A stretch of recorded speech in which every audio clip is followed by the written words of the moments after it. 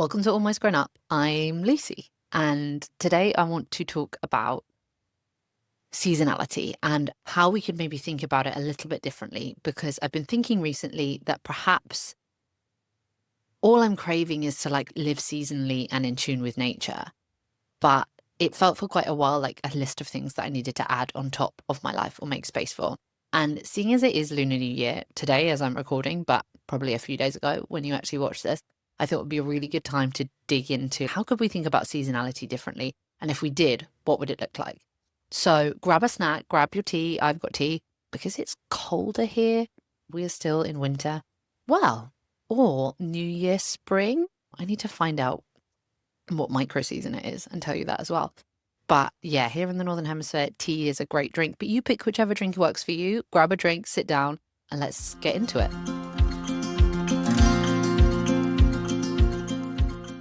Okay, so my slight obsession with seasonality started out a few years ago because I started going for walks up in the hills behind the city in which I live. I live in Barcelona, and if you know, there are a whole set of hills. You can go hiking in the foothills of Mount Tibidabo, basically. That's what I'm talking about, if you get that reference. Yay to being a millennial who loved watching Friends. If you don't worry about it. Don't worry about it. If you watch Friends like retro and then you find out what that is, you'll enjoy it. Anyway, I was hiking in the foothills of Mount Tibidabo and started doing this same route every week. And what it dawned on me as I was walking one day was I couldn't name a single plant around me, or maybe one or two, but I'd be like, oh, trees. Okay, I think that's a fir tree. Okay, cool. Or oh, that flower's pretty. What flower is that? And this thought that I could name the children of some person that lived on the other side of the world that I'd never met, but I couldn't name the flower that was right next to me. I had this really useless knowledge from the digital world, from kind of absorbed from the culture about something that I didn't probably even really care about that much, but just kind of absorbed through osmosis. But then the actual things of the plants around me, the trees that I was standing next to, I couldn't name. I had no idea how they interacted with that part of the world, how easy they were to grow, if they were native to that part, if they'd been introduced, all of this stuff that could be really interesting. I had absolutely no clue. And it dawned on me that survival-wise, knowing the plants would be way more useful than knowing, I don't know, the Beckham's children and the feud that's going on with that, or name your other celebrity thing. And so I decided that I wanted to do better, because whilst I'm not worried about an apocalypse, I don't think, maybe a little bit, I think there is something in feeling more connected to place and understanding where you're from by getting to know the world around you and the nature from it. And as somebody that is a migrant and has moved to a different place, a country that I am not from, I want to learn more about the place that I live now. And belonging feels hard when you live somewhere that you were not born and where your family do not have roots or connections. And if you want to stay in that place and you're able to stay in that place, then I think it's important for self to feel a sense of belonging and place and connection. And so for me, I decided it was really important to start to do better, to understand the plants around me, the trees around me, just even to be able to start by naming them, let alone learning anything about their properties.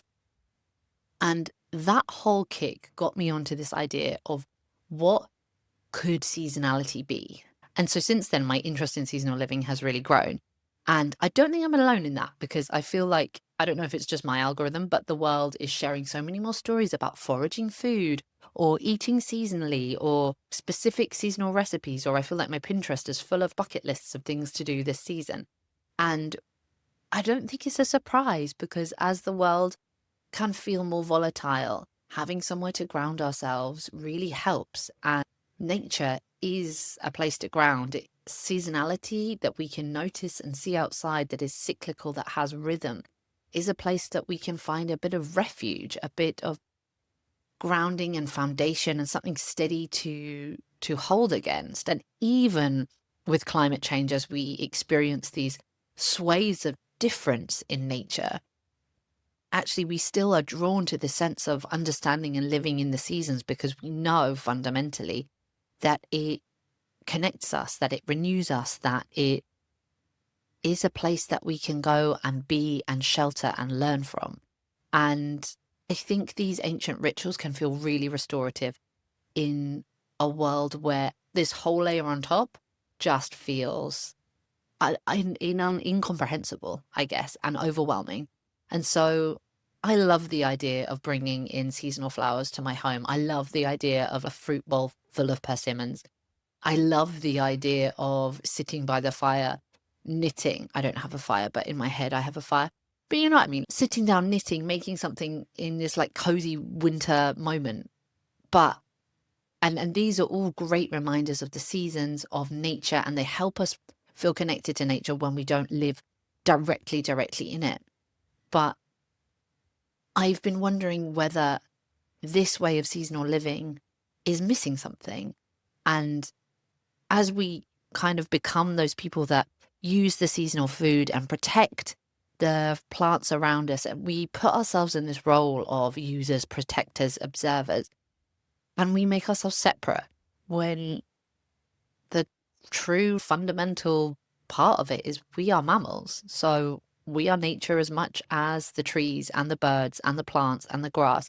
And if we look at seasonality as something we are part of, as something that we are not just witnessing or observing or trying to protect, but actually just fundamentally is us, because we are also living in the seasons. We have seasons ourselves. We are part of nature. That there is maybe a bigger opportunity there to do something, or to find more restoration, to find communion, to find connection, to move beyond ourselves as individuals and into ourselves as a collective, as part of nature, just as much as any other part of nature. And when I got that thought in my head, I went into a rabbit hole, and it has been a beautiful rabbit hole. And I've just been exploring the seasons. I've been reading loads of books. These are a couple that I will talk about a bit later, maybe. And I've been trying to figure out, what does it look like to really ground ourselves in feeling we're from nature? And the person who I think has hit on it best is Iris Murdoch. And I don't know if you've heard of this term, unselfing, but she talks about how viewing nature and connecting to nature is a way of moving ourselves into away from this individualism into the collective that we're part of. In her book, The Sovereignty of Good, she writes, "I'm looking out of my window in an anxious and resentful state of mind, oblivious of my surroundings, brooding perhaps on some damage done to my prestige. Then suddenly I observe a hovering kestrel. In a moment, everything is altered. The brooding self with its hurt vanity has disappeared. There is nothing now but the kestrel. And when I return to thinking of the other matter, it seems less important. And of course, this is something which we may also do deliberately. Give attention to nature in order to clear our minds of selfish care."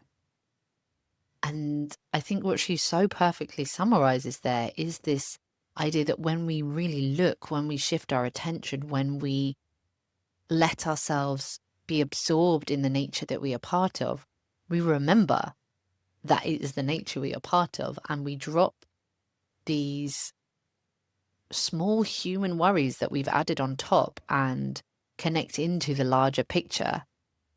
And this interaction with nature, this viewing of nature as something we are part of, kind of moves us away from that ego-driven view and towards the knowledge that we are part of it.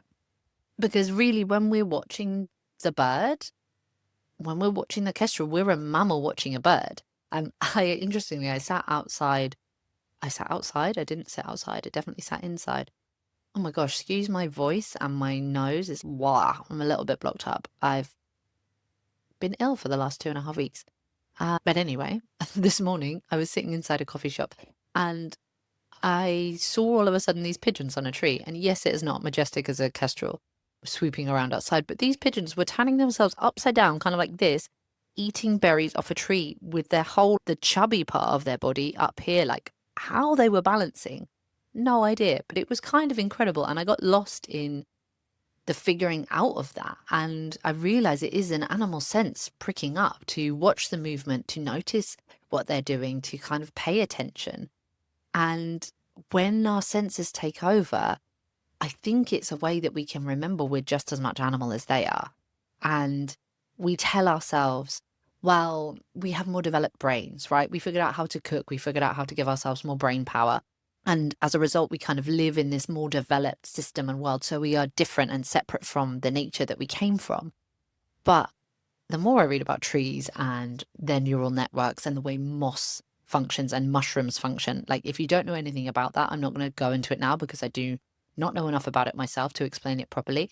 But it is fascinating to see how they think as one and expand through swathes of earth, really far distances, through connections and understanding, and the communication that they do. It kind of makes me think that maybe we're the tiny children at the kids' table, swinging our feet, thinking we're grown-ups, pretending to play grown-ups.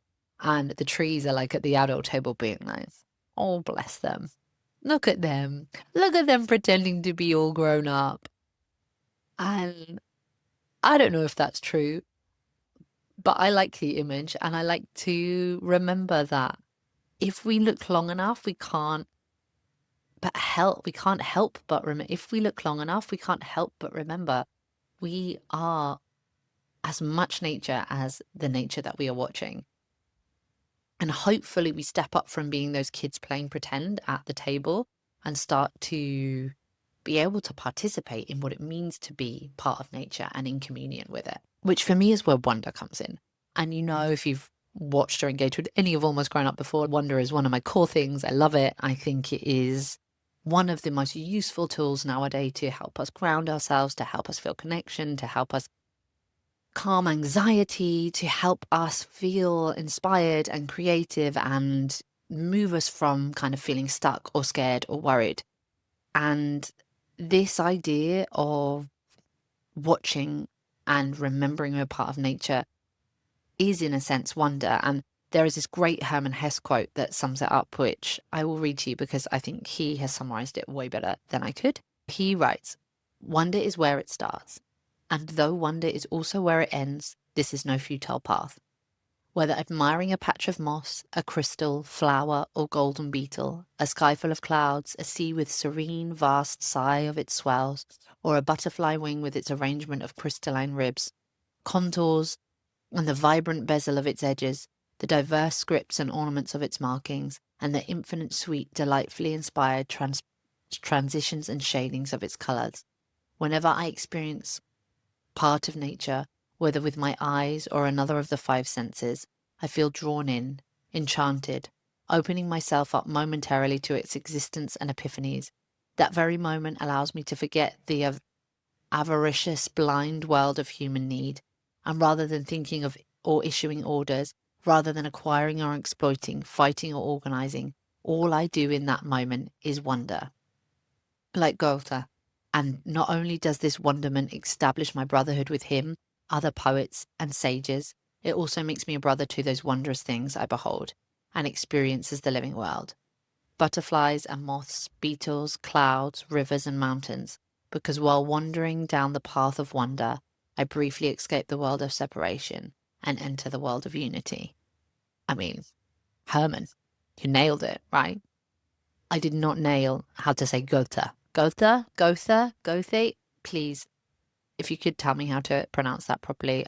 But let's go back to what Herman says. While wandering down the path of wonder, I briefly escape the world of separation and enter the world of unity. If there has ever been a call to just allow yourself to sit and look out the window for a few minutes, Herman has just written us one huge permission slip. And I'm so grateful for all of these reflections that people have written down, because it feels when we can step into that and allow ourselves to recognize we are living this cycle that humans have lived for a long time. And whilst we may have moved into this digital world, so much. The physical world is still there, and it is still calling to us, and we are still part of it. And if we can break from the screens and the to-do lists and the organization and the fear and the overwhelm and all of the things that we have to do for long enough to sit and gaze outside the window, there is permission there to wonder again, to get curious, to feel a part of something and a belonging to something that is just fundamentally a whole that we are all part of, regardless of the divisions that some people will tell us are there and real, when actually we are all nature, full stop. That's it. There's nothing else to add. And I think it's helpful to remember it. And I'm really grateful for Hermann and Iris Murdoch for writing it down in such beautiful ways that can remind us to look a bit longer and see what we can find when we do. So if we're shifting from being users and observers of seasonality, and in fact we are part of seasonality, what does that mean for seasonal living? And having thought about this, I now recognize in wintertime, I think I just go to bed earlier. I feel tired earlier. I just crave bed a little bit more. And I don't think I'm doing it because I read somewhere that it's good to go to bed earlier in the winter. And maybe I'm just romanticizing it, but I feel like my body is watching the light, just like the tree, and is going, okay, like, it's time to sleep now. It has been dark for long enough. Get yourself to bed. And I think just letting my body follow what it wants versus going with what I think I should be doing is a way of living seasonally, right? It's not an extra thing that I need to think about. It's not like going and buying the perfect seasonal fruit at the market. It is just following what my body wants and needs. This cup of tea, which I'm going to have a little bit of right now. Sorry. Tea break. If you don't have a really nice drink right now, go make yourself a nice drink. Just do it. Treat yourself. Because we're going to go and talk about cycles and rot and blooming. So you're going to want to drink for it. It's going to feel good. That was an aside. But we are going to talk about cycles because in that kind of, oh, it's winter and I feel like my body is calling me to go to bed, I also recognize that it's getting lighter in the morning now. And I find it slightly easier when my son comes in at 6 a.m. and is playtime to get up and be, okay, I am with the day. I am doing it because whilst it is still dark at 6 a.m., the light comes sooner and it feels better. And that cycle of the day that then becomes this cycle through the year is, again, I think something really grounding. And as the animal part of us, as we connect into nature, I think cycles can be a way to kind of really feel what seasonal living could look like. And in this book, which I'm really enjoying, called Ebb and Flow, she talks about a year's wheel. And I will see if I can show you the picture because it's great. Here, look at that. Beautiful, right? And the idea is that actually by presenting the seasons as this wheel, which are kind of the wheel has all of the solstices and then kind of the midpoints in between. So longest, shortest day. And then as we cycle through the different points that intersect on those. And I think it's really grounding to think in cycles. I think it's really allowing to feel, okay, what am I letting go of as I move forward and what am I moving into? And this sense that we will come back round to some of those things again. So there is this word in Japan for kind of late stage food, seasonal food, nagori. I don't think I'm saying that correctly either, which translates as traces or remains. And the idea is it comes with this mixture of the sadness and the sorrow of the goodbye that we have to say to that food. The last few days where, the last days that strawberries are really good. Or persimmons, for example, for me, are like the absolute because they are so seasonal. You really only see them at one time of year. And when they're great, they are great. And that idea that this is kind of a last chance to enjoy that food. And with that comes some sadness, some kind of sadness at letting go, but also a real indulging in enjoying that while it's here. And I think it's that call to be in the present, right? And that's what the cycles can do to us. And this theme of things that rot and then bloom and come back round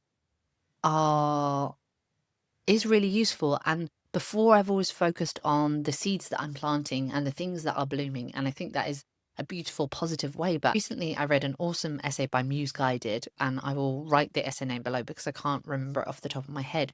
But in this essay, she writes decay. She talks about decay as something generous. And the sentence that I love is she writes, "In the garden, rot feeds next year's bloom. In the psyche, a cracked certainty makes room for nuance. In the heart, especially the heart, decay clears space for unexpected tenderness, the one that whispers, 'I'm still here,' after the love has technically expired, the one that doesn't need to be named to be real." And I read this article where she is talking about entropy, and she is talking about how giving and generous rot and the decay and the decline of things can be, and a celebration of that part of the cycle. And I don't know if I've really fully understood it yet or been able to apply it, but it's useful to start to notice these signs of decay, these signs of rot, these signs of decline, these signs of entropy aren't bad. There's nothing to fear in that part happening. That is a part of the whole. That is what makes space for the new things. And it's even made me think about like this lovely little wrinkle that is growing on my forehead. Is it growing? I don't know. Oh, let's hope not. As a sign of, yes, a part of entropy in me, yes, a part of aging and moving through a cycle, but it's also recognizing all of that cycle that I've moved through. And this month, I'm actually doing a deep dive into Wabi Sabi, and I'm really looking forward to sharing some of that on a future podcast. But this idea that the imperfect has merit, and the more I explore it, the more I feel what the story it's telling me is what has merit is the story behind it. What gives it that meaning, what gives it that specialness is that it has lived in something and through something and with connection to something. And nature is showing us that lesson all of the time with these cycles. And we leave some things behind, right? We let some fruit fall and rot. We let, the birds eat some of it, and then they leave some of it to go back into the ground to go and fertilize the next year of that tree, because it all comes in cycles. So actually ourselves letting some of that rot just exist and go, and know that it is generously going to feed the experiences that come next, is generously going to feed our creative projects. That stuff that you make that you never do anything with, that you feel, oh, well, that was just a waste of time. And there will be some people that will tell you, share it, just make it, get it out into the world. And there is something good and amazing in that. But there's also something in going, that fodder can feed something else, because I'm going to pull a sentence that I loved from there, or just a word that I loved from there, and I'm going to put it in this thing. I'm going to take that little bit of video that I never made into anything else, and I'm going to use it as inspiration to shoot this thing that I am going to do.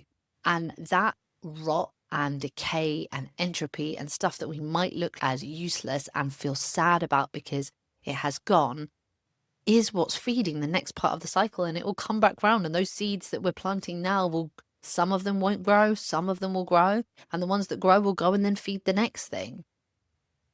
And I loved that idea. It gave me so much energy. And starting to notice that the kind of failures are part of how things work. Leaves falling isn't tragic. It's just necessary. It's just part of the cycle. And if we watch them fall, and then we watch the tree be bare, we know we can then watch for the small blossoms that are about to come. And then we can watch those blossoms bloom and turn into flowers and leaves. And then those leaves change color, and watch the whole cycle again. And the reassurance that that's going to happen is so grounding and so beautiful that I think it's worth, if not celebrating, at least recognizing the generosity of those parts that are unused, and the cycle that comes when we accept seasonality as this whole rather than something that adds on top. And my way of looking at that, the other thing that I've come across is I read this book on Japanese seasonal living, which I'm not sure I'd 100% recommend, but there are some really nice bits in it and some interesting things that she talks about. And the main idea that I loved from it was this idea of 72 microseasons. So in Japan, seasonally, there are not just the 4 seasons, there are 72 seasons, and they last maybe more or less 5 days. And the names are things mist begins to whisper. Peach trees blossom. They're beautiful. They're like just stunning names. And it made me think, oh, that's just come from the fact that they have observed over years that this is when, you know, the grass shoots start to grow or the warblers start to sing. And it made me think, what would I call these 5 days? Right now, it might be sticks on the ground because there have been so many winds recently and we have sticks everywhere. Or oranges fall because, again, streets are full of oranges on the floor, kind of smashed down. Or pigeons eat berries upside down. Maybe that's what it's about. And I don't think I would have noticed those things unless I'd had that thought of what would these 5 days be? And I think there's a fun challenge to ask ourselves to be able to look out the window and name these 5 days really specifically and appreciate that nature is that nuanced, that small things are happening every 5 days. These new things, these new marks in the season are happening so regularly. And I'm just not noticing them because there's a lot of other things to do. So I'm not suggesting that you spend an hour looking outside your window every day, but maybe just 5 minutes looking at the same thing. And you'll see that, I don't know, today maybe there is the first sign of blossom on that tree. Or maybe the pigeons are now eating berries on the floor instead of the berries off the tree. Small shifts that show us that things are moving forward and that we are experiencing micro changes all of the time. And also, I think when we think in such shorter time frames, it becomes less stressful to have these big chunks of the year that we're moving through. It's a nicer way to live in time, right? Because it pushes us more into living in the present moment, which again is, I think, something that we are all massively craving, because that kind of close observation pulls you out of your anxious mind. It pulls you away from too much individualism, too much self-focus.